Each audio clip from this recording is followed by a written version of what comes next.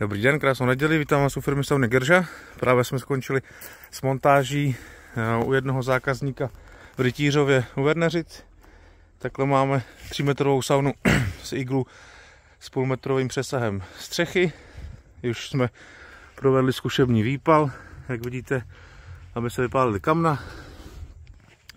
Komínu se pěkně z toho kouří. Takhle vlastně máme folii na skle, aby tam nebylo vidět. Takže když se zákazník bude saunovat, nikdo tam dovnitř neuvidí. Takhle máme tuhle stranu z boku. Když půjdeme dovnitř do sauny se podívat, tak opět máme odkládací prostor. Náručníky jedné strany z druhé strany.